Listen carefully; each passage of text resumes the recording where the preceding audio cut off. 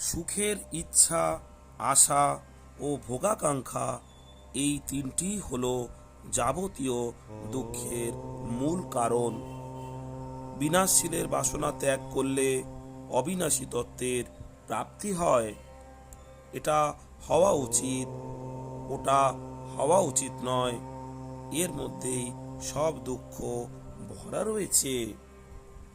আমার সম্মান হোক, এই ইচ্ছাই আমাদের অপমানিত করে।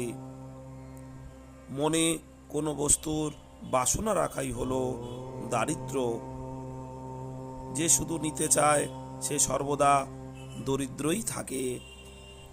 বিনাশশীলের বাসনাই হলো অন্তঃকরণের অশুদ্ধি।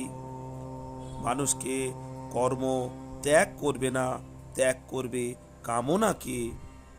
বস্তু মানুষকে গোলাম করে না, এর বাসনাই মানুষকে গোলাম করে। যদি শান্তি চাও তবে কামনা ত্যাগ করো। কোনো কিছু নেওয়ার ইচ্ছাই ভয়ানক দুঃখদায়ক হয়ে থাকে। যার মধ্যে বাসনা আছে তাকে কিছু না কিছুর অধীন হতেই হবে। নিজের জন্য সুখের যে কামনা, তাই হলো আসুরি রাক্ষসী মনোভাব। যেমন না চাইলেও সাংসারিক দুঃখ পেতে হয়, তেমনি না চাইলে সুখও পাওয়া যায়। অতএব সাধক যেন কখনো সাংসারিক সুখের ইচ্ছা না রাখে। ভোগ ও সংগ্রহের ইচ্ছা তা সকল পাপ কর্মের হেতু হয়ে থাকে।